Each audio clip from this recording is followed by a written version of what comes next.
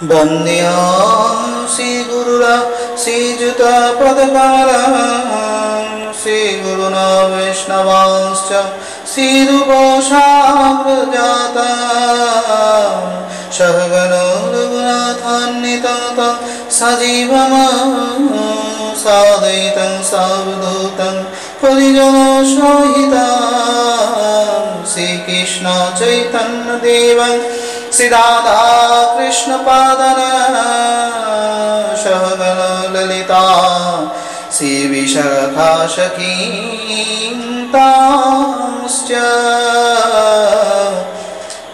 अज्ञानतिमिरान्धस्य ज्ञानाञ्जनशलाकया चक्षुरुन्मीलितं येन तस्मै श्री गुरवे नमो नमः। आनंद लीलामय विग्रह हेमावदिव्य छवि सुंदराय कृष्ण प्रेम रस प्रदायिनी श्री चैतन्य चंद्राय नमो नमः। नमो नलिनी नेत्राय विनुर्वर्ध विनोदिने राधाधरो सुधापाने शलिनी वनमालिने राधा रसिश्वरी रमं गोविन्दं मयिनीं परां विश्वभानुं सुतं देवी नमामि हरिप्रियां। वृन्दावै तुलसीदेवा वै प्रिया वै केशवश्च कृष्ण भक्ति पदे देवी सत्यवत्यै नमो नमः। वाञ्छाकल्पतरुभ्यश्च कृपा सिन्धुभ्येव च पतितानां पावनेभ्यो वैष्णवेभ्यो नमो नमः।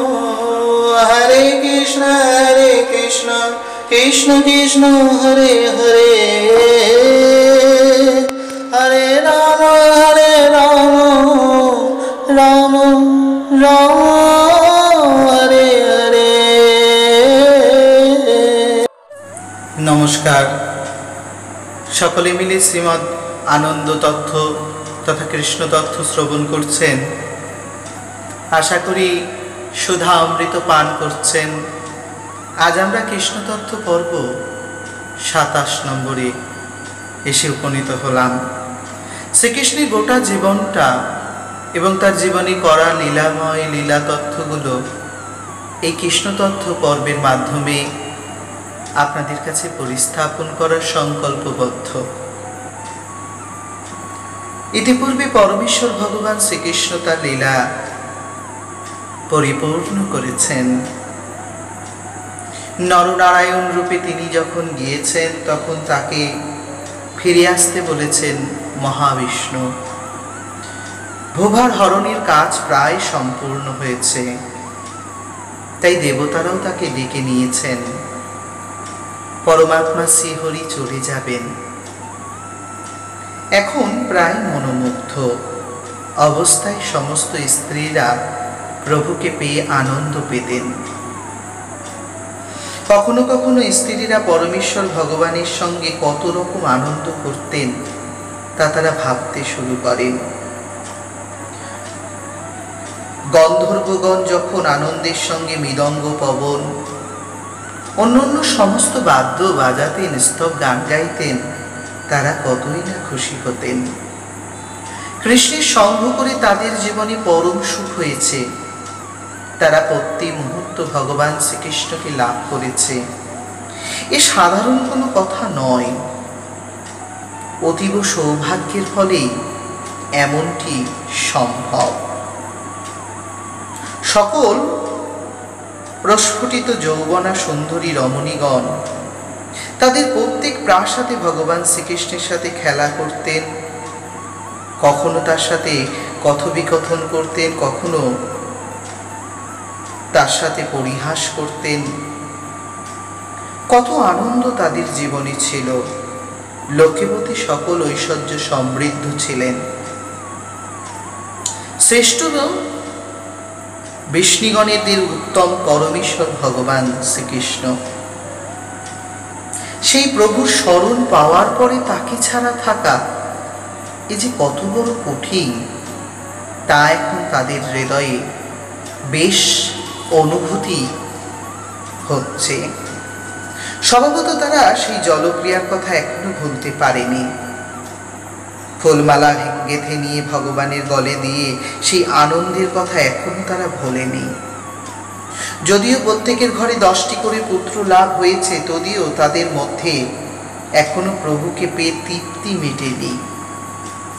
তারা প্রভুকে সার্বাঙ্গিকভাবে পেয়েছেন, কিন্তু তবুও তাদের কৃষ্ণগত চিত্ত এখনো ভাব বিবহুলতায় হতবুদ্ধি হয়ে যেন সদাই দুঃখ প্রকাশ করছে। পদ্মপলাশ রচন প্রভুর চিন্তা করতে করতে তারা কখনো উন্মত্তের মতন কথা বলতে লাগে। তারা বলে, আমাদের আমিটাই যেন কোথায় হারিয়ে গেল। আমি তাদের সেই সকল কথা ভাবি। এভাবে অন্য স্ত্রীদের কথাও ভাবতে শুরু করে এক এক স্ত্রী। কখনো নট্য, কখনো নদীর তীরে জলক্রিয়া, কখনো খেলাধুলা করে পরমেশ্বর ভগবানের কথায় সঙ্গে তাদের জীবন কেটেছিল। শ্রোতা বন্ধুরা ভাববেন, এরূপ কৃষ্ণের সঙ্গ আমরা কেন পেলাম না? মনে মনে এই কথামৃত আস্বাদনের মাধ্যমে সঙ্গের অনুভূতি অবশ্যই পেতে পারেন।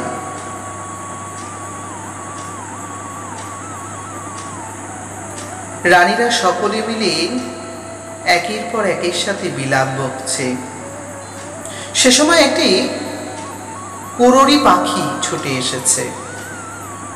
পাখিটা তুমি কই তুমি কই বলে বিলাপ করছিল। শুনেই রানীরা বললেন, এখন তো রাত্রিকাল পাখি, ও কুররি, তুমি এখনো কেন জেগে আছো? জানো, আমাদের প্রভু পৃথিবীর কোনো এক গুপ্ত স্থানে নিদ্রায় গিয়েছেন। কিন্তু হে সখী, নিদ্রায় অসমর্থ হয়ে তুমি কেন জেগে আছো? তুমিও কি আমাদের মতন কমলনয়ন ভগবানের উদার লীলা সমূহ হাস্যযুক্ত দৃষ্টিপাতের দ্বারা আমাদের মতন তোমারও হৃদয়ে কি বিদ্ধ হয়েছে? আর একদিকে আর এক রানী বসে বসে জলাশয়ের সামনে বসে সে রাতে বিলাপ করছিলেন। দুঃখী চক্রবাকী নামক একটি হাঁস তার চোখ বন্ধ করার পর সেই সখী বললেন, মানে স্ত্রী বললেন, তুমি সারা রাত্রির ধরে তোমার অদর্শিত পতির জন্য করুণভাবে ক্রন্দন করছো। একে তোমার চোখ থেকে জল পড়ছে? অথবা এটা কি ঠিক যে তুমি আমাদেরই মতন উচ্চতে দাসী হয়েছ? আমাদের মতন উচ্চতে দাসী হয়ে তার স্পর্শের ধন্য ফুল মালাকে তোমার খোপায় পরিধান করবার জন্য লালায়িত হয়েছ? ওহে চক্রবাকী, তুমি কি আমাদের মতন হয়েছ? ভো ভো সদা নিষ্ঠম সেউদসর আলবন্দি নিদ্রয়োধিগত প্রজাগর। আরেকদিকে আরেক রানী সাগরের দিকে তাকিয়ে তার গর্জন শুনে তিনি বললেন, তুমি কি সারা রাত না ঘুমিয়ে কেবল গর্জনই করছো? ওগো সমুদ্র, তুমি কি অনিদ্রায় ভুগছ গো? ওগো, আমরাও তো অনিদ্রায় ভুগছি। অথবা আমাদের সঙ্গে মুকুন্দ তোমার চিহ্ন সকল অপহরণ করে নিয়ে গেছে নাকি? আমাদের সব তিনি অপহরণ করেছেন, এবং তুমি তাদের পুনরুদ্ধারের বিষয়ে নিরাশ কি? আমরাও এমনই নিরাশ। হতভাগ রানীরা একে একে বিলাপ করছেন। বিলাপের কারণও তো রয়েছে না? যাকে নিয়ে এতদিন সংসার করল, প্রায় গোটা 100 বছর যার সাথে সংসার, তাকে ছেড়ে থাকা মোটেই কি সোজা বিষয়? এমনই সময় চন্দ্রের আলো উঠেছে। এক রানী বললেন, ভয়ঙ্কর ক্ষয় রোগে আক্রান্ত হয়েছিলে তুমি। এতটাই ক্ষীণ হয়েছিলে যে তোমার কিরণ দ্বারা অন্ধকার দূর করতে পারছিলে না। আমাদের মতন কোনো এক সময় তোমার প্রতিও মুকুন্দ কৃত্য উৎসাহজনক সংকল্প সমূহ তুমি স্মরণ করতে পারছ না। তাই বলেই আমাদের কাছে তুমি স্তবাক রূপে প্রীতীয়মান হচ্ছ কি? বুঝেছি তোমার মুখেও কোনো শব্দ নেই, তাই এমন হয়েছে। আরেকজন রানী উঠে বললেন, ওরে মলয় পবন, তুমি কোথায় যাইছ? তোমার অষ্ট সন্তোষ করার জন্য আমরা কি এমন করেছি? তুমি এত জোরে কেন বইছ?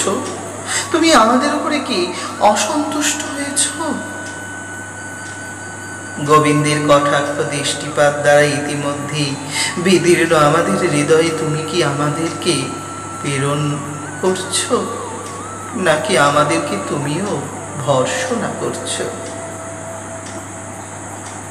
আরেক রানী বলে উঠলেন, ও শ্রীমান মেঘ, তুমি নিঃসন্দেহে শ্রীবৎস চিহ্নধারী যাদব প্রধানের অতি প্রিয়, কারণ তার গায়ের রং তোমার রঙের সমান। আমাদের মতন প্রেমের দ্বারা তার প্রতি আবদ্ধ হয়ে তো তাকেই স্মরণ করছো বোধ হয়, তাই না গো? তোমার হৃদয়ে আমাদের হৃদয়ের মতনই অত্যন্ত উৎকণ্ঠা পীড়িত, এবং পুনঃ পুনঃ তাকেই স্মরণ করতে তুমি অশ্রুধারা বর্ষণ করছো না মেঘ? তুমি বারবার তোমার অশ্রুধারা ধরাধামে ফেলছো বুঝি কৃষ্ণ পাবে না বলে? কৃষ্ণ সঙ্গে এমনই দুঃখ নিয়ে আসে, আমাদের আঁখিতেও বিন্দু বিন্দু জল বইছে। আরেক রানী দেখলেন একটি কোকিল কুহুস্বরে গাইছে। মৃত সঞ্জীবনীর স্বরে তুমি কেন এমন শব্দের ধ্বনি করছো গো? ও কোকিল, ও মধুকণ্ঠী কোকিল, আমরা যে এক সময় পরম রমণীর বক্তা আমাদের প্রিয়তমের কাছ থেকে শ্রবণ করেছিলাম। দয়া করে বলো, তোমাকে সন্তুষ্ট করবার জন্য আজ আমি কি করতে পারি? এমন ভাবে বলেছিল আমাদের সেই রমণীয়। তোমার কণ্ঠ শুনে মনে হয় সে যেন তোমার মধ্যে এসে বলছে, কুহু কুহু, কি চাই, কি দেব তোমাদেরকে? আমি কি করতে পারি তোমাদের জন্য? হঠাৎ আর একটা রানী উত্তরে তাকিয়ে একটি পর্বতের দিকে তাকালেন। তখন তিনি বললেন, তুমি কি সচল, নাকি তুমি কথাও বলো না? তুমি বোধহয় চলতেও পারো না, কথাও বলতে পারো না। তুমি নিশ্চয়ই সেই মহান গুরুত্বপূর্ণ কিছু বিষয়ে গভীরভাবে চিন্তা করছো। ঠিক ঠিক ঠিক।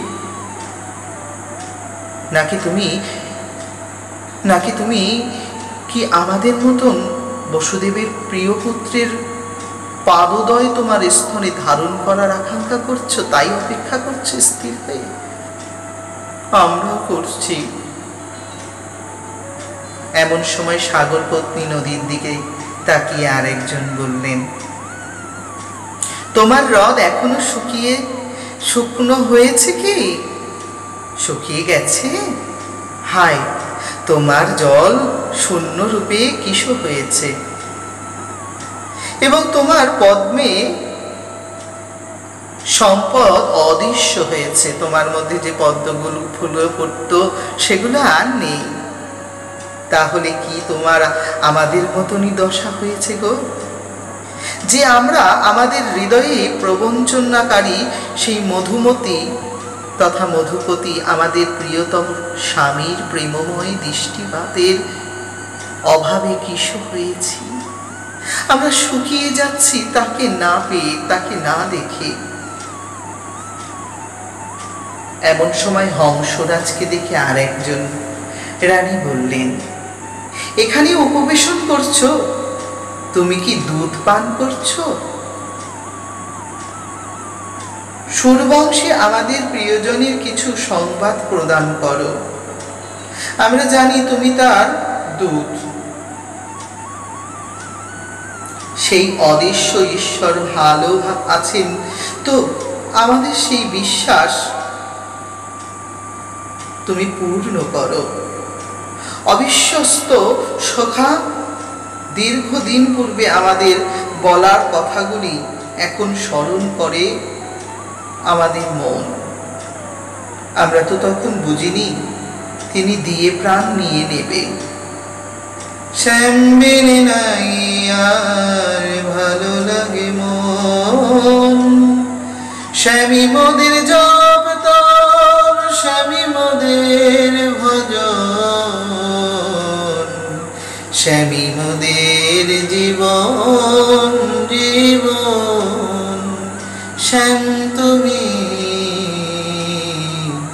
জানো নাকি আমাদের মন, শ্যাম তোমারি তোমারি তোমারি তো আমি। তুমি রথের রথি গো, তুমি মোদের জীবনের সাথী। আমি রথ তুমি রথি, তুমি মোদের জীবনের সাথী।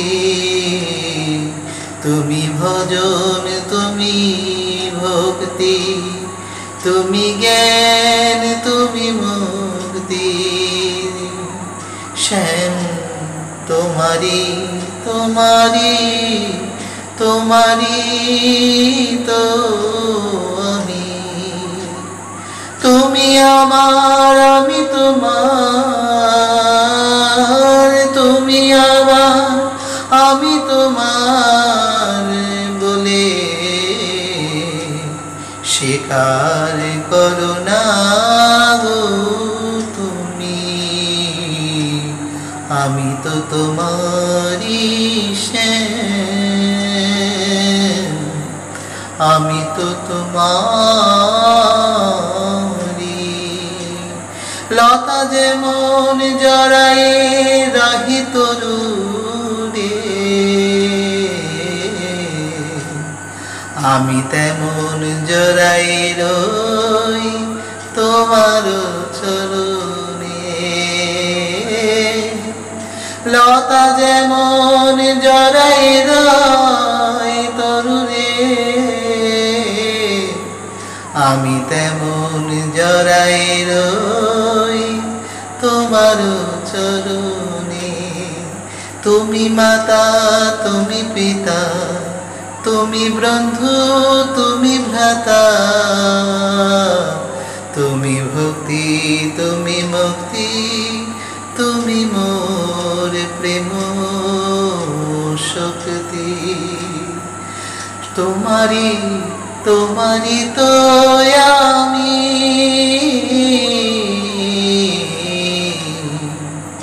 তুমি বিনে আমি আর রহিতে না পারি। ও শ্যাম শ্যাম গো,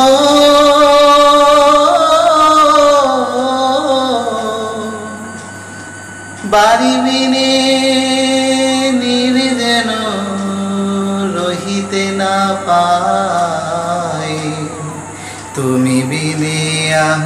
নাহি রহিতে ঠাই, বাড়ি বিনে নীর নাহি রইতে পাই।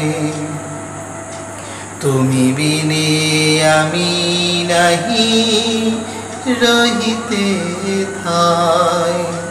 তুমি আমার শরণ, তুমি আমার দর্শন, আমি তোমার তুমি আমার। জানো না কি মোহন, সাগরেতে ঢেউ বয়, বায়ু তার সঙ্গ লয়। সাগরেতে ঢেউ বয়, বায়ু তার সঙ্গ লয়। আমি তার মতন সঙ্গে যাই, আমারে ফেলাই তুমি কোথা গেলে কানাই। আমারে ফেলাই তুমি কোথা গেলে কানাই। যার যেমন ভাবে আছে জানে কি মন, স্মরণে কেবল ভাবি তোমার চরণ বদন। চরণ চরণ বদন, আমি তোমারি তোমারি তোমারি গো। আমি যে তোমারি তোমারি গোসাম। লহে দাসের এই প্রমাণ, লহ গো দাসের এই প্রমাণ। আবার তুমি যে আমার, মন বলে শতবার। শ্যাম তুমি যে আমার, তুমি যে আমার গো, আমি যে তোমার। তুমি যে আমার গো শ্যাম, তুমি যে আমার, আমি যে তোমার।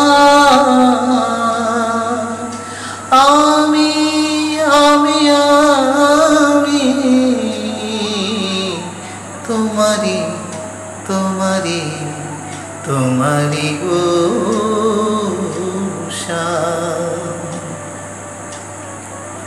সমস্ত রানীদের অন্তরে এই বিলাপ একটি শুদ্ধ চেতনা, শুদ্ধ ভাব প্রকাশ করল।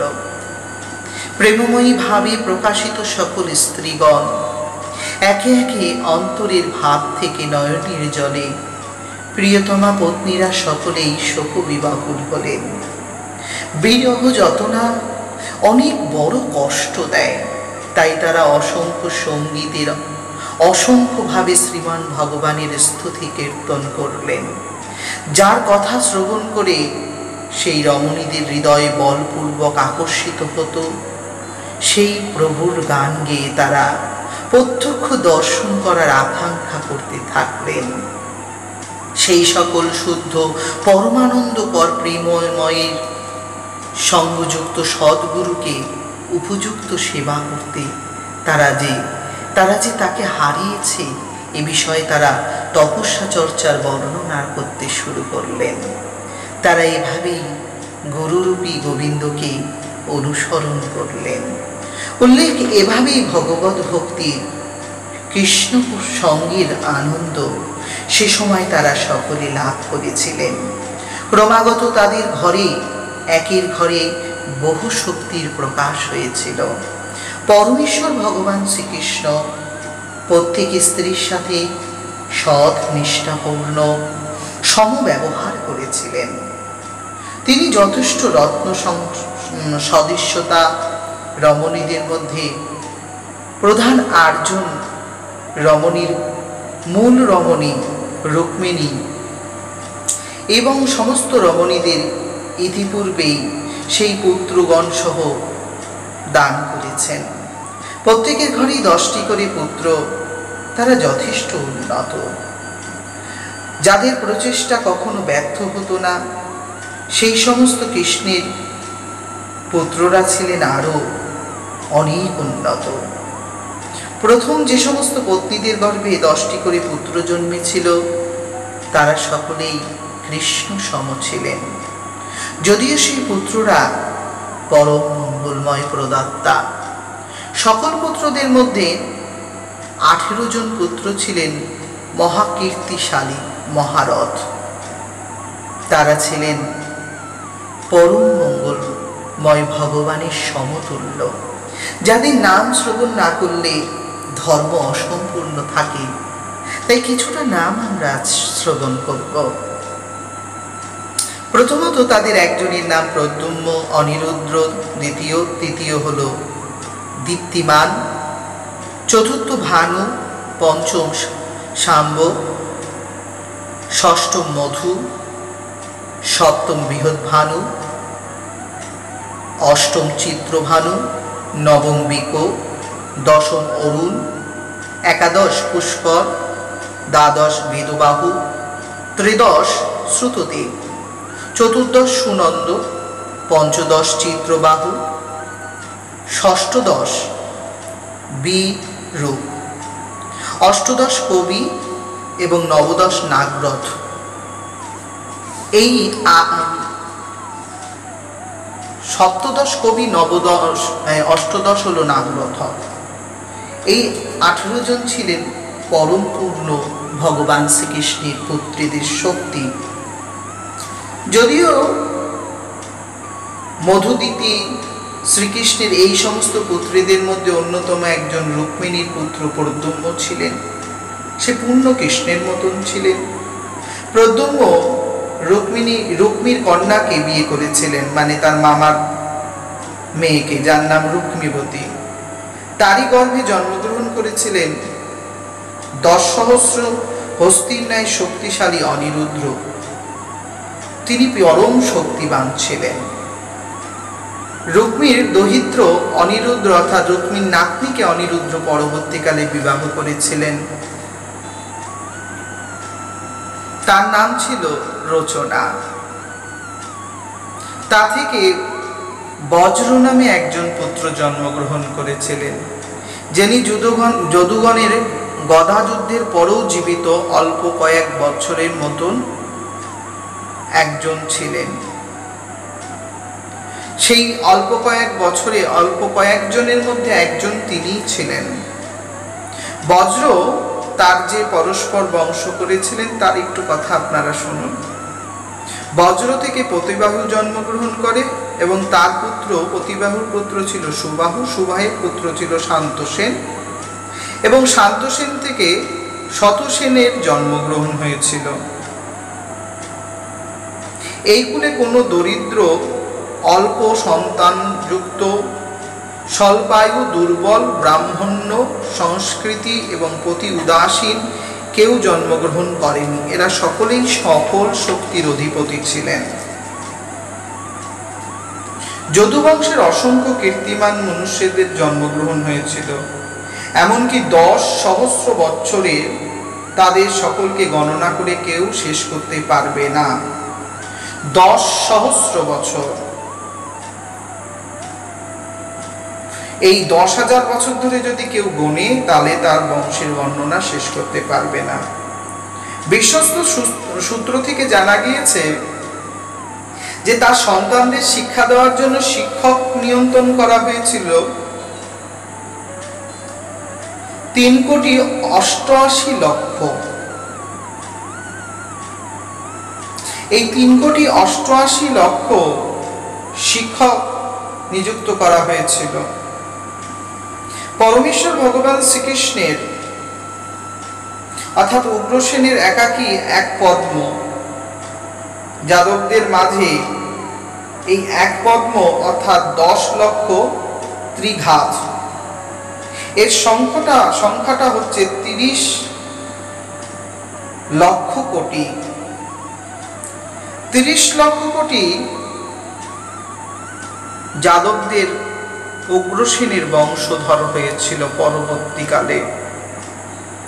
দিতির বংশাগত যারা অতীতে দেবতা এবং অসুরদের মধ্যে যুদ্ধে নিহত হয়েছিলেন, তারাই মানুষ মধ্যে জন্মগ্রহণ করে ঊর্ধ্বতর ভাবে এখন জন্মজিত হয়ে প্রজাদের উৎপীড়ন করা শুরু করেছে। এই সকল অসুরদের দমন করার জন্য ভগবান শ্রীহরি যদুবংশে অবতীর্ণ হয়েছিল। তারা এখন 101 বংশে অন্তর্ভুক্ত হয়েছে, 101টা বংশ হয়েছে। ভগবান শ্রীকৃষ্ণের এই বংশময় আভিজাত্যপূর্ণ লীলা, যা সর্বদা জগৎকে আনন্দ প্রদান করে। ভগবান শ্রীকৃষ্ণ সম্পূর্ণ স্বাধীন সত্তা। যেহেতু শ্রীকৃষ্ণ পরমেশ্বর ভগবান, যাদবগণ তাকে তার পরম কর্তা রূপে গ্রহণ করেছিলেন, তাই তাদের মধ্যে তার অন্তরঙ্গ পার্ষদ ছিলেন অনেকেই। বিশেষভাবে তারা সমৃদ্ধি, সুকৃতি এগুলো লাভ করেছিলেন।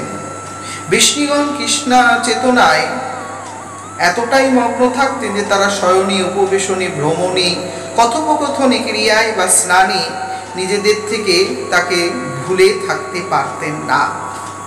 স্বভাবত সেই দিব্য গঙ্গা হচ্ছেন যার পদধূলিত জল, সেই ভগবানকে তারা পেয়ে কেনই বা ভুলে থাকবেন বলুন তো? এই কৃষ্ণ প্রাণ, কৃষ্ণ না পাওয়া জীবের কি সাধারণ সৌভাগ্যে হয়?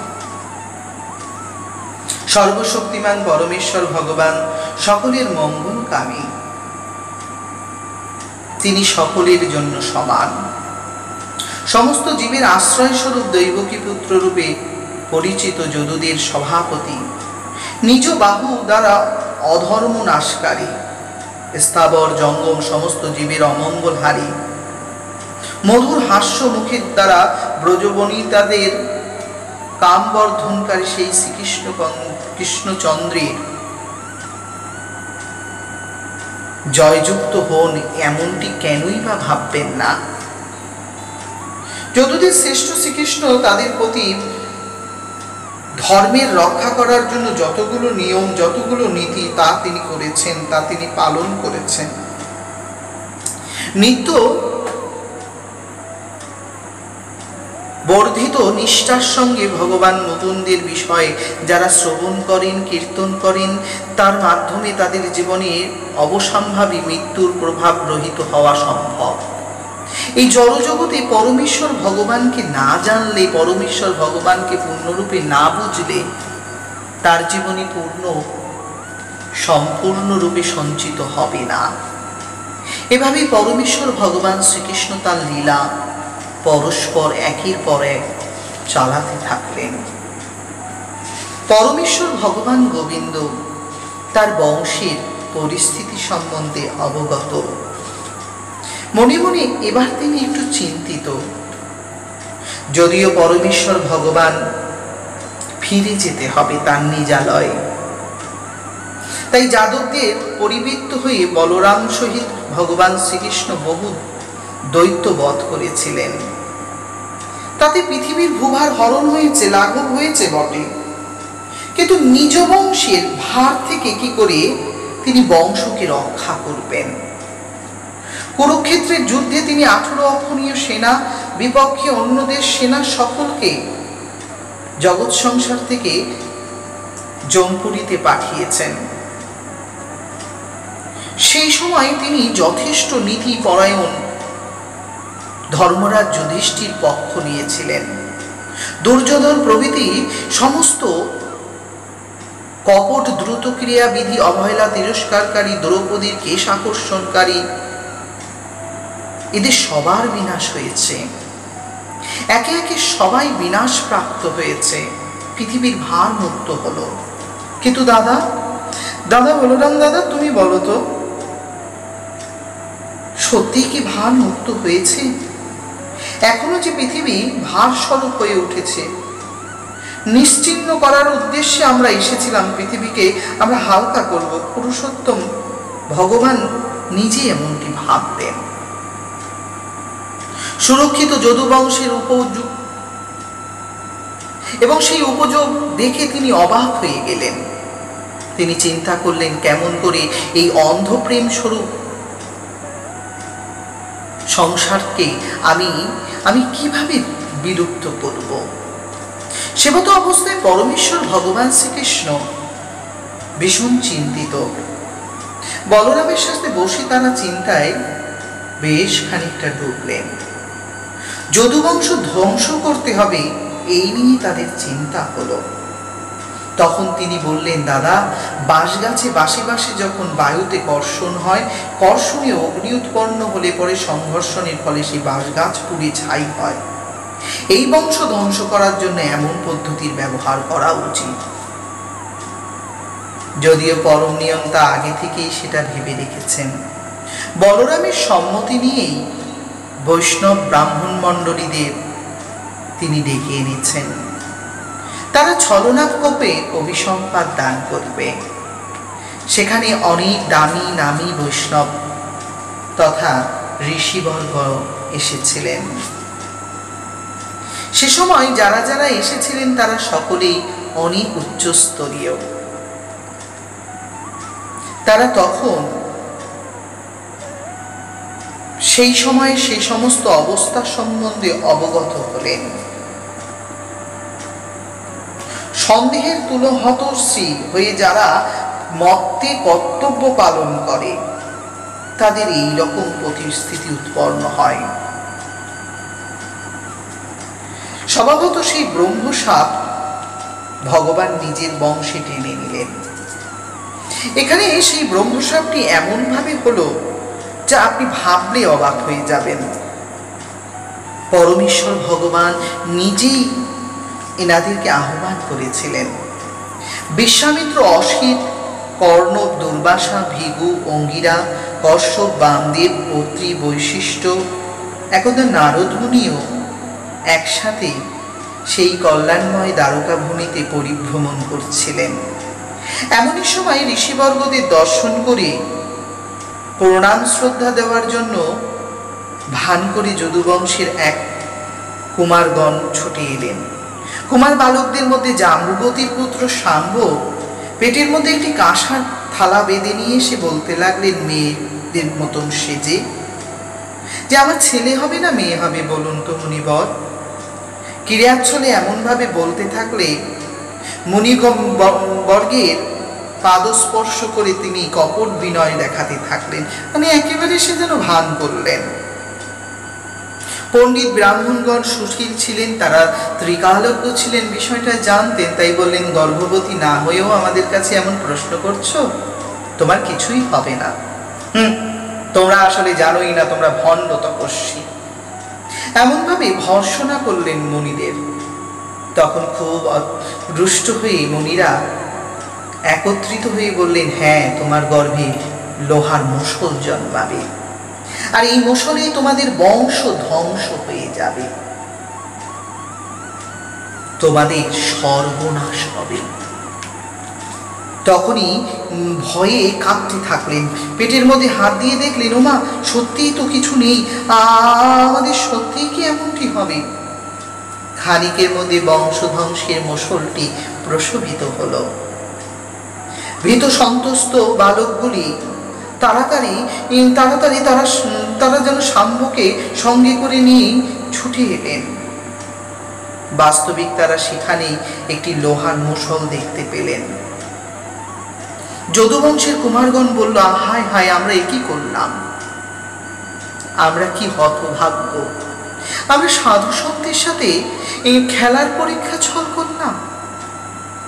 এভাবে বলতে বলতে দারুণ বিচলিত হলেন। মুষলটিকে নিয়ে বাড়ি ফিরে গেলেন। সম্পূর্ণ মুখটি দুঃখে পূর্ণ ভরেছে। যাদব বালকেরা সে সময় মুষলটি রাজসভায় নিয়ে এসেছিলেন।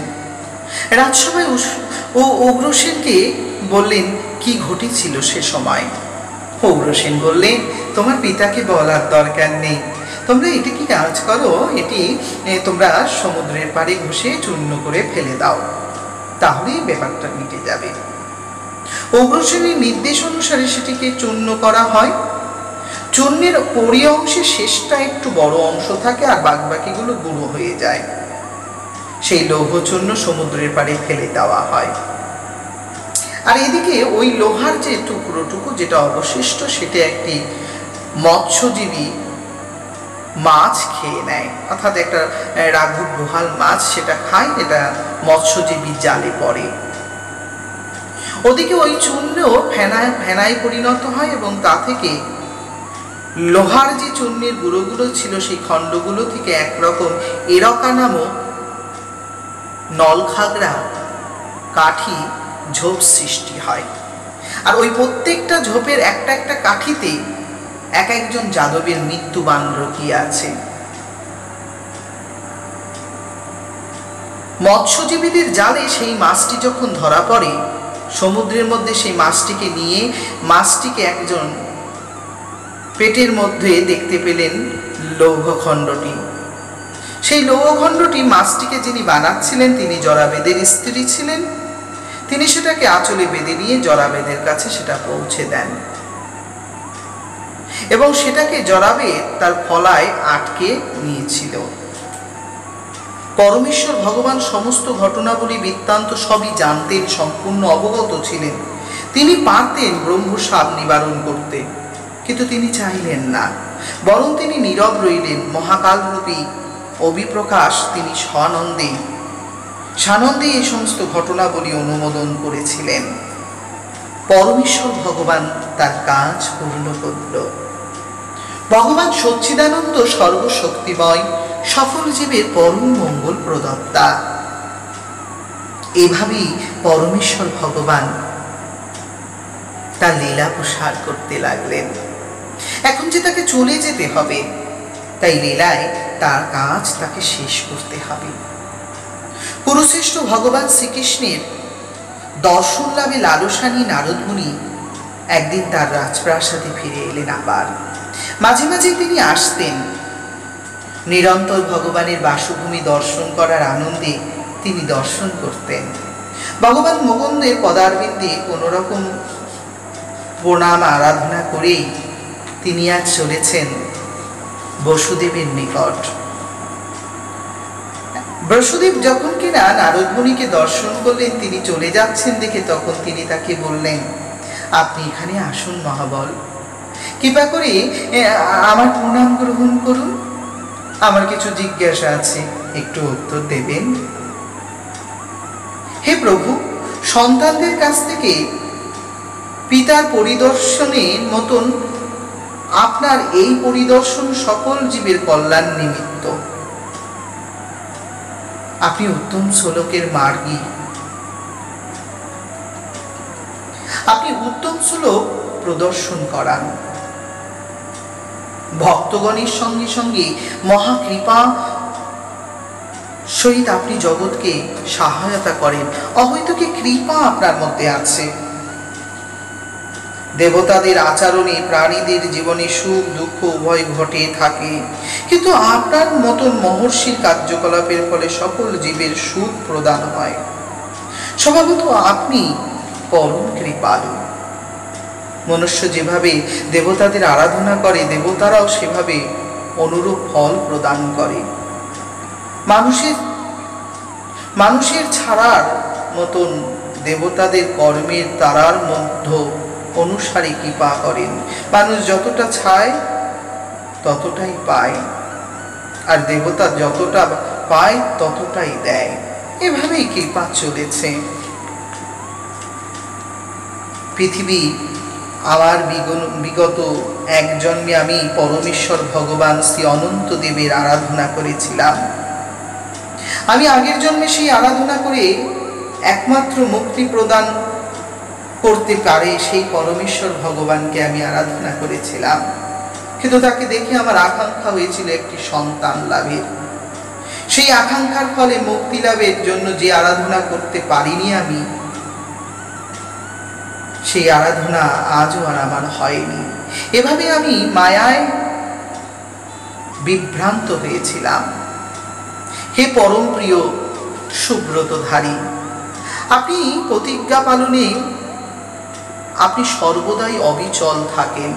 কৃপা করে সুস্পষ্টভাবে আমাকে এই পরস্পর প্রদান করে থাকেন। নানাবিধ বিপদ সংকুল এই বিধির প্রকাশ এবং ভয়াবহ জাগতিক পরিবেশ থেকে আপনার কৃপায় আমি মুক্তি লাভ করতে অনায়াসে আপনার সঙ্গ বিচ্যুত হতে চাই না।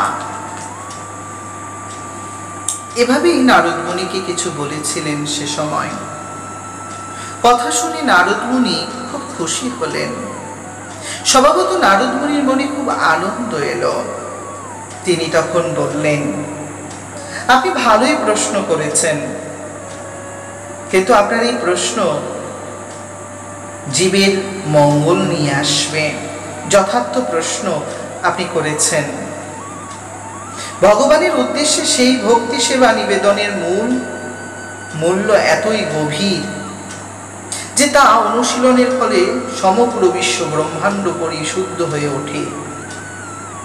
পরমেশ্বর ভগবানকে নিবেদনে শুদ্ধ ভক্তিমূলক সেবা অনুষ্ঠান, আধ্যাত্মিক সদ্গুণ সম্পূর্ণ চিন্তা, ভক্তি, শ্রবণ, কীর্তন, বন্ধন, স্মরণ, এগুলোর মাধ্যমে ভগবত ভক্তির প্রশংসার মাধ্যমে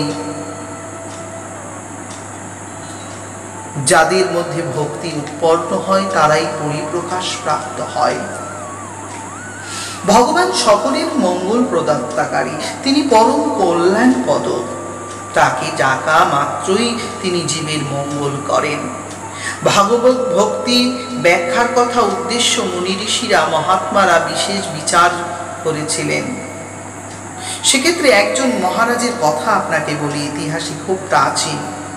বিদেহ নামক এক রাজ্য, যাকে মিথিলা বলে, সেই রাজ্যে একজন জনক ছিলেন যার নাম ছিল নিমি, এবং সেখানেই ঋষভ পুত্রদের মধ্যে কথোপকথন প্রাচীন ইতিহাস, তা আপনি শ্রবণ করুন।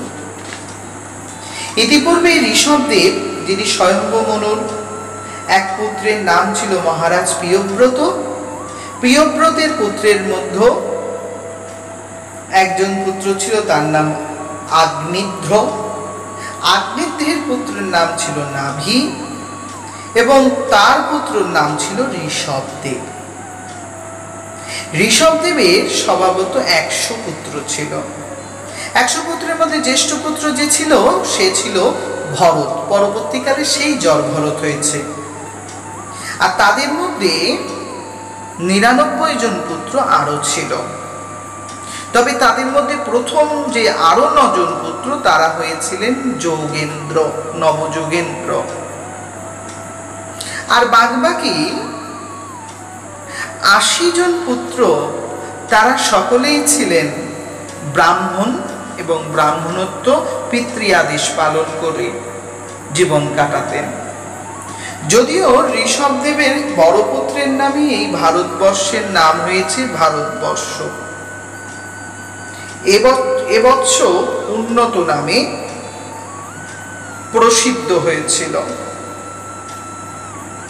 পরমেশ্বর ভগবান শ্রীকৃষ্ণের কথিত বসুদেব এবং নারায়ণের তথ্য সহিত নারদ মুনি যে কথা বলছে তা আপনারা শুনছেন। নবযোগেন্দ্র সংবাদ জীবনে এক পরম সংবাদ, যা জীবনকে অনেক সত্যের দিকে নিয়ে যায়। ঋষভদেবের অবশিষ্ট সেই 9 জন পুত্র মহাভাগ্যবান, যাদের নাম এবং যাদের মহিমা শ্রবণ করলে জীবন পরম মঙ্গলময় হয়।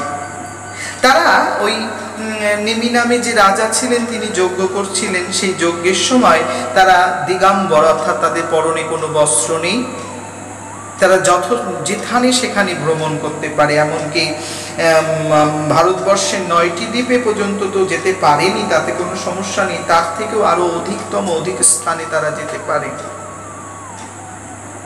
তারা এতটা শক্তিশীল ছিলেন যে তাদেরকে দেখে সকলে মাথা নত থাকত। বিশেষত তাদের নাম ছিল কবি, হবি, অন্তরিক্ষ, প্রবুদ্ধ, পিপলায়ন, আবিহত্র, দ্রমিল, চামস তথা চমস ও করভাজন। স্বভাবত এই নজন পরম মঙ্গল প্রদত্তা। এই মুনিগণ বিশ্বব্রহ্মাণ্ডের সকল প্রকার স্থূল এবং সূক্ষ্মাত্ম সামগ্রী সমেতে পরম পুরুষের ভগবানের স্বরূপ বিকাশ দর্শন করেন। নিজ সত্তা থেকে অভিন্ন উপলব্ধি করে পৃথিবী পর্যটন করার ক্ষমতায় এদের মধ্যে পরিপূর্ণ ছিল জানো। একদা তাদের ইচ্ছা অনুসারে নিমি রাজার সেই যজ্ঞাসনে চলে এসেছিলেন। যদিও এই নবযোগেন্দ্র মুক্ত পুরুষ ছিলেন, তাই তারা যেখানে সেখানেই অবাধে প্রবেশ করতে পারতেন। তারা সুরলোক, সিদ্ধলোক, সাধ্যলোক, গন্ধর্বলোক, যক্ষলোক, কিন্নরলোক, নাগলোক, মুনিলোক, চানরলোক, ভূপতিলোক, বিদ্যাধর লোক এবং দ্বিজলোক, এমনকি গাভীলোক পর্যন্ত গ্রহলোকে স্বেচ্ছায় তারা পরিভ্রমণ করতে পারতেন। তারা নজন আকাশ থেকে উড়ে আসতে দেখছেন সকলে। তেজস্বী সেই নজন যখন উড়ে আসছে, তখন নিমি মহারাজ যজ্ঞ করছিলেন, যে যজ্ঞে সবাই সেই অগ্নিদেব সর্বপ্রথম উড়ে তাকে প্রণাম জানাচ্ছিলেন। তার সঙ্গে ঋষি, ব্রাহ্মণ, দেবতা সকলেই সেই যোগেন্দ্রদের প্রণাম দিলেন। সেখানে স্বয়ং আমি অর্থাৎ নারদমণি ছিলাম। সেখানে নারদমণি থেকেছিলেন এবং সে ঘটনা দর্শন করেছিলেন। বিদেহের রাজা নিমি সেই নবযোগেন্দ্রকে দেখে খুব আনন্দ পেয়েছিলেন। তখন তিনি যথেষ্ট সেবা করলেন, এই 9 জনকে বিশেষভাবে পুজো অর্চনা করলেন, আসন দিলেন। তারা বসা মাত্রই অপেক্ষা না করে তাদের কাছে প্রশ্ন করতে শুরু করলেন। এই প্রশ্ন এবং এই সমস্ত উত্তর আপনারা জানতে পারবেন যদি শ্রীমদ্ ভাগবতের একটা পরপর অধ্যায়ে আলোচনা হচ্ছে, সেই আলোচনার মাধ্যমে আপনারা এ বিষয়টা পূর্ণরূপে শ্রবণ করবেন। সেখানে বিদেহের রাজা নিমি যা যা প্রশ্ন করেছে এবং সেই প্রশ্নের পরস্পর উত্তর আপনাদের কাছে পরিস্থাপিত হবে। বিশেষত সেই প্রশ্ন জীবজগৎকে পরম মঙ্গলময় উত্তর প্রদান করে। উত্তম ভক্ত কি, মধ্যম ভক্ত কি এবং নিম্ন ভক্ত কি, ভক্তির কি লক্ষণ, বিশ্বব্রহ্মাণ্ড কেমন করে সৃষ্টি হয়েছে, প্রকৃতির কি নিয়ম, প্রকৃতি কেমন করে হয়, প্রকৃতি কেমন তথ্য এবং ভগবানের অবতার কতটিকে হয়েছে, অবতাররা কারা এবং সেই অবতারদের মধ্যে কোনটি সত্য, কোনটি পূর্ণব্রহ্ম, কার কতটা অংশ, কার কতটা গুণ, অন্ধকার, অগ্নি, রূপ, বায়ু, জল, আকাশ, ভূত, তেজ, দেহ, মন, এ সমস্ত কথার উত্তর রয়েছে।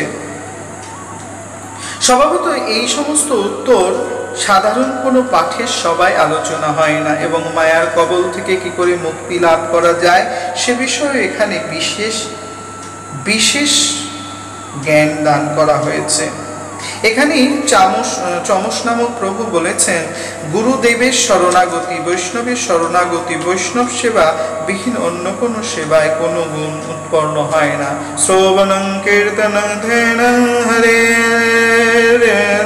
ভূত কর্মণ্য জন্ম কর্ম গুণানাং চ তদর্থে খিলং চেষ্টিতম ইষ্টং দন্ত তপো জপং বেদং যজমা যচাত্মন প্রিয় দারান সুখান সুতান গৃহান প্রাণান যত পৈষ্য নিবেদনম।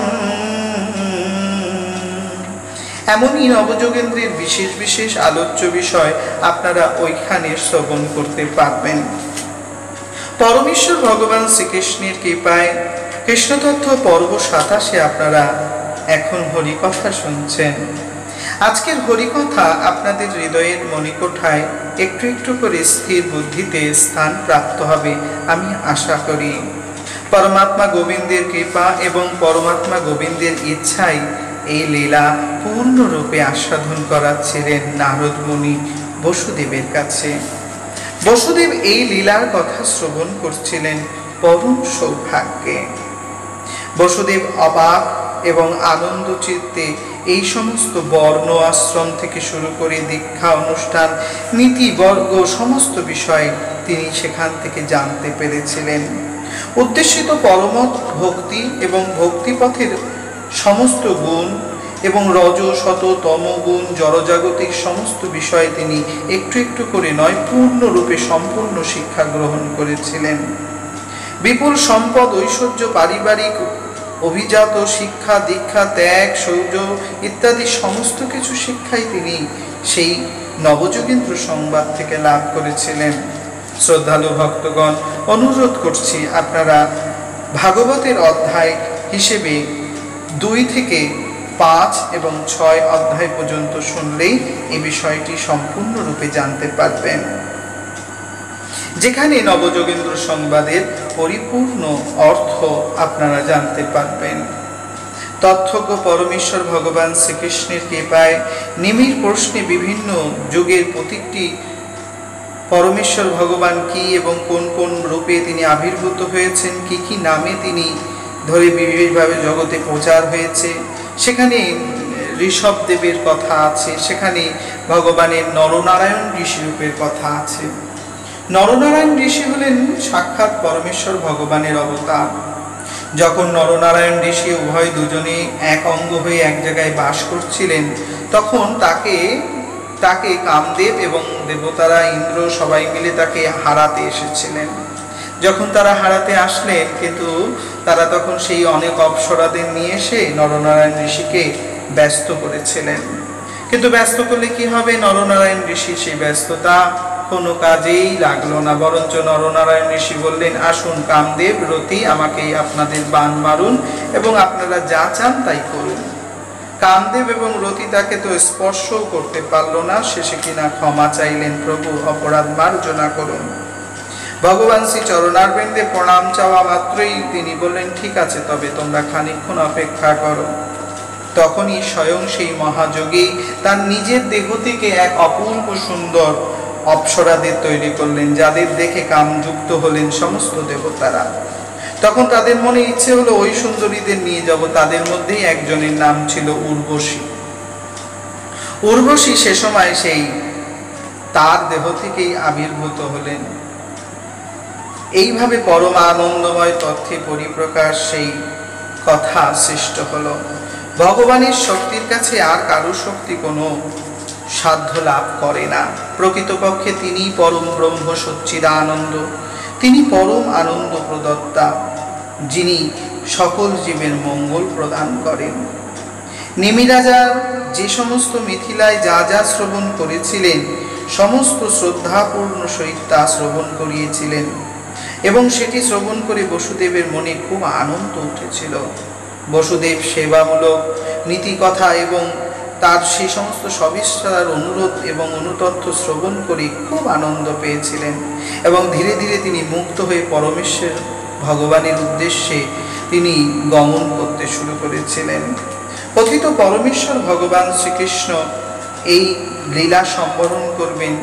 যেহেতু পরমেশ্বর ভগবান শিশুপাল, পণ্ডক, শাল্ব বিভিন্ন অসুরদের বা রাজাদেরকে তিনি বধ করেছেন, চিরচরিত স্বভাবে ভগবান সমস্ত অশুভ শক্তি নষ্ট করেছেন, এখন বাকি তার বংশের অশুভ শক্তি নষ্ট করা। সেই রূপেই পরমেশ্বর ভগবান সাধারণ শিশু মনে করা উচিত নয়। তিনি হচ্ছেন পরম ব্রহ্ম, তাকে সদাই চিন্তা করা দরকার। তিনি অনন্ত, তিনি কারোর সাথেই কোনো সম্পর্কে নেই, তিনি সবার ভিতরে আছেন। তাই তিনি সবার, তিনি কারো একার নয়, তিনি কারো একার হতে পারে না। সর্বজগতে সর্বময়, তিনি সর্ব বিশ্ব ব্রহ্মাণ্ডের পালক, তিনি সৃষ্টি সংহার পালন সমস্ত কর্তব্য পালন করেন। তাই তাকে পুত্র জ্ঞানী মনে না করে প্রভু জ্ঞানী মনে করার চেষ্টা করুন। সেবত অবস্থায় সকলের মাঝখানে বসে এই নিয়ম হলো এবং সেখানে পরমেশ্বর ভগবানের কথা শুনে পৃথিবীর নিয়ম নবযোগেন্দ্র সংবাদ শ্রবণ করার পর বসুদেবাদী বৃদ্ধজনেরা এক জায়গায় বসেছেন। সেখানে পরমেশ্বর ভগবান বড় চিন্তায় পড়েছেন। যদিও পরমেশ্বর ভগবান সর্বশক্তিমান, দেবরাজ ইন্দ্র, মরুদগণ, আদিগণ, বসুদেবগণ, অশ্বিনীগণ, অঙ্গিরাদিগণ, বিশ্বদেবগণ এবং সাধ্যগণ, গন্ধর্বগণ, অপ্সরাগণ, নাগগণ, সিদ্ধগণ, চানুরগণ, গুহগণ, মহর্ষিগণ, পিতৃপুরুষগণ, বিদ্যাধরগণ, কিন্নারগণ, সমভিত সমস্ত লোকেই ভগবান দর্শনের লাভে আশা আকাঙ্ক্ষায় দ্বারকা নগরীতে উপস্থিত হয়েছিলেন। কিন্তু দ্বারকার অবস্থা এতটাই খারাপ হয়েছে যে তারা তখন কি করবেন চিন্তা করতে থাকলেন। যদিও পরমেশ্বর ভগবানকে সকলেই খুব সম্মান করতেন, পুষ্পমাল্য দিয়ে খুব শক্তি সহিত ভগবানের পূজা পাঠ ইত্যাদি ইত্যাদি করতেন। শ্রেষ্ঠ পুরুষ পরমেশ্বর ভগবানের জন্য তারা তখন বেদ অধ্যয়ন করতেন, কেউ বা স্তুতি করতেন, কেউ বা চরণ কমলে বন্ধনা করতেন। ঋক সাম যদু অথর্ব অনুসারে যজ্ঞ অগ্নিতে আহুতি পর্যন্ত দেওয়া হতো, যোগাভ্যাস শেখানো হতো, সমস্ত নীতি সেখানে ছিল। জানবেন এই সমস্ত তথ্য পরমেশ্বর ভগবান শ্রীকৃষ্ণের জীবন দশায় তিনি পরিপূর্ণ রেখেছেন। স্বয়ং লক্ষ্মী দেবী তার সঙ্গে এবং অষ্ট প্রকৃতি তার সঙ্গেই ছিলেন। সর্বশক্তিমান পরমেশ্বর ভগবান তিনি সমস্ত কিছু জেনেও এখন নীরব হয়ে আছেন। যদিও এদিকে এক বিশাল বিনাশের ঘণ্টা বেজে উঠেছে, চারিদিকে সকলে মিলেই ব্রহ্মশাপে মর্মাহত হয়েছে। ইন্দ্রিয়জাত ক্রিয়াকলাপের মাঝে আপনা থেকেই পর্যবেক্ষণের মাঝে আপনি কখন যে কোন প্রকারের কলুষিত হবেন তা আপনি নিজেও জানেন না। স্বভাবতই এটাই সত্য। ভগবান এভাবেই এটার প্রমাণ করলেন। ত্রিভুবনের কুলস নাশক সে স্বয়ং নিজে তার পরিবারকে কুলস থেকে নাশ করতে পারলেন না। স্বভাবত পরমেশ্বর ভগবান শ্রীকৃষ্ণ বিশেষ চিন্তায় পড়লেন। ব্রহ্মা পরমেশ্বর ভগবান শ্রীকৃষ্ণের কাছে প্রার্থনা করলেন। দেবতারা বললেন, প্রভু আপনি ফিরে আসুন। তখন পরমেশ্বর ভগবান দেবতা এবং ঋষিমুনিদের প্রার্থনা শুনে বললেন, আপনারা যান, আমি অবশ্যই ফিরে যাব, তবে এখনো ভূভার হরণ হয়নি। আপনারা বলেছেন আমি ভূভার হরণ করে ফেলেছি, কিন্তু যদুবংশের ভার যদি রেখে যায় তাহলে এ পৃথিবী আবার কলুষযুক্ত হবে। তাই আমি এদের সকলকে বিনাশ না করে ফিরে যেতে পারবো না। হে ব্রহ্মদেব, আপনি মনে কিছু করবেন না, আপনি ফিরে যান। আমি যখন ফিরে যাব তখন আপনার সঙ্গে আগে দেখা করে তারপর আমি বৈকুণ্ঠ লোকে ফিরে যাব, আপনার চিন্তা নেই। ব্রহ্মাদি দেবতারা পরমেশ্বর ভগবানের স্তুতি করে সেখান থেকে চলে গেলেন। তারপর পরমেশ্বর ভগবান শ্রীকৃষ্ণ নিয়মিত 125টি শরৎকাল কাটিয়ে, অর্থাৎ 125 বছর বয়স হয়েছে, সেই সময় ভগবান বড় চিন্তায় আছেন। এবার ভগবান বলরাম দাদাকে বললেন, তুমি বয়স্কদেরকে নিয়ে এক জায়গায় চলো। বয়স্কদের সবার সামনে তিনি বললেন, আপনারা কৃপা করে প্রভাসস্থলে যান, যেখানে স্বয়ং চন্দ্রদেব স্নান করেছিলেন। চন্দ্রদেবকে অভিশাপ দিয়েছিলেন, সেই অভিশাপে ক্ষয় রোগ লেগেছিল চন্দ্রের। সেই অভিশাপ থেকে মুক্ত হওয়া, অর্থাৎ ব্রহ্ম অভিশাপ থেকে মুক্ত হওয়ার জন্য চন্দ্রদেব প্রভাসস্থলে স্নান করেই সে পাপ থেকে মুক্ত হয়েছে। অর্থাৎ আপনারাও সবাই চলুন, প্রভাসস্থলেই আমরা স্নান করে পাপ মুক্ত হব। বয়স্করা সকলে মিলে এই কথাটি শুনে সম্মতি পোষণ করলেন এবং সবাই মিলে যাবার জন্য তৈরি হলেন। এদিকে পরমেশ্বর ভগবান শ্রীকৃষ্ণ চলবেন এবং তিনি চলে যাবেন, এরকম একটা পরিস্থিতি তৈরি হলো। পরম দয়াময় ভগবান যখন চলে যেতে চাইছেন, এ খবরটি শুকদেবের কাছে পৌঁছালো। শুকদেবের পরম তথ্য, পরম কথনীয় কথোবিকথন তিনি রাজা পরীক্ষিতকে যেভাবে বলছেন সেটি শোনার মতন ছিল। যদিও সে সময় উদ্ধবের কাছে একটি খবর গিয়েছে যে নগর থেকে পরমেশ্বর ভগবান চলে যাচ্ছেন। ভগবান চলে যাচ্ছেন এ কথাটি মোটেই মেনে নিতে পারলেন না উদ্ধব। ছুটে গেলেন ভগবানের কাছে। প্রভাসস্থানে যাওয়ার জন্য যখন তারা সকলেই আগ্রহী, দান সামগ্রী বিতরণের মাধ্যমে, স্নানের মাধ্যমে, সুচিতার মাধ্যমে এবং নিয়ম নিষ্ঠার মাধ্যমে তারা সকলেই পূজা এবং ব্রতের মাধ্যমে পরমেশ্বর ভগবানকে সাধনা করবেন এবং কলুষমুক্ত হবেন, সেটি তাদের সংকল্প ছিল। সেই সংকল্প অনুসারে তারা চলেছেন। সে সময় ভগবানের নিকট উদ্ধব এসে পৌঁছালেন। উদ্ধব বললেন, হে প্রভু, হে পরমেশ্বর ভগবান, দেবাদিদেব, কেবলমাত্র আপনি দিব্য মহিমা শ্রবণ এবং কীর্তনের মাধ্যমে যথার্থ ধর্মভাব জাগ্রত হয়ে থাকে। হে ভগবান, মনে হয় আপনি নিজে এই অভিশাপ সংবরণ করতে পারতেন, কিন্তু আপনি এখন লীলা সংবরণ করছেন। অবশেষে আপনি বিশ্বব্রহ্মাণ্ড আপনার লীলা বিস্তারের জন্য আপনি নিজে যা করেছিলেন তা সব ত্যাগ করবেন। প্রভু, আপনি চলে যাবেন, আপনি চলে গেলে আমি কি নিয়ে থাকবো দয়াময়? আমাকেও আপনার সঙ্গে নিয়ে চলুন। আমি আপনার শ্রীচরণ কমল পরিত্যাগ করতে পারবো না, আমার সাহস হবে না প্রভু। আমি প্রার্থনা করি, কৃপা করে আপনি আমাকে আপনার নিজ ধামে নিয়ে চলুন প্রভু। ভগবান, আপনি না নিয়ে গেলে আপনার লীলা বৈচিত্র্য মনুষ্যের পক্ষে একান্ত শুভপ্রদ, শ্রবণের পক্ষে পরম কল্যাণময় অমৃত। এই সকল লীলা আস্বাদনের মাধ্যমে অন্য সকল বিষয় তাদের বাসনা আদি বর্জন করে। হে ভগবান, আমি আপনার সঙ্গে যাব, আপনি আমাকে নিয়ে চলুন প্রভু। আপনার সাথে শয়নে, উপবসনে, ভ্রমণে, দণ্ডবান থাকা, স্নানে, বিশ্রামে, আহারে কিংবা কোনো কোনো কাজে মগ্ন থাকার সময় সর্বসময় যে আমি আপনাকেই ভেবেছি দয়াময়। আপনি আমাকে ছেড়ে চলে যাবেন, আপনি আমাকে সাথে করে নিয়ে চলুন প্রভু। আপনার সুগন্ধি পুষ্প, মাল্য, সুগন্ধি তৈল, বস্ত্র আদি অলঙ্কার এ সমস্ত প্রসাদী রূপে আমি ব্যবহার করি। অবশিষ্ট আহার আমরা সবাই সেবা করি। এ থেকে আপনি আমাদের বঞ্চিত করবেন না, নচেৎ যে মায়ার কবলে মায়া শক্তি আমাদেরকে জয় করে নেবে, আমরা মায়ায় ব্যথিত হব প্রভু। সকল দিগম্বর সন্ন্যাসী পারমার্থিক অনুশীলনে কঠোর তপস্যার চেষ্টা করে, কিন্তু আপনার দর্শনে তার সমস্ত চেষ্টা বিফল হয় না, বরঞ্চ সেই চেষ্টা আরও উন্নত হয় প্রভু। হে দয়াময়, আমি আর কিছু চাই না, আপনি আমাকে আপনার শ্রীচরণে ঠাঁই দিন প্রভু। আমি আপনাকে ছেড়ে থাকতে পারব না দয়াময়। আপনি পরম ব্রহ্ম, সচ্চিদানন্দ, পরমানন্দ। আপনি কৃপা করে আপনার শ্রীচরণ কমলে আমায় আশ্রয় দিন। এভাবেই উদ্ধব ভগবানের কাছে বিনয় করলেন। প্রভুকে ছেড়ে থাকা উদ্ধবের আর সম্ভব নয়। প্রকৃতপক্ষে উদ্ধব অনেক ঊর্ধ্বস্তরের ব্যক্তি।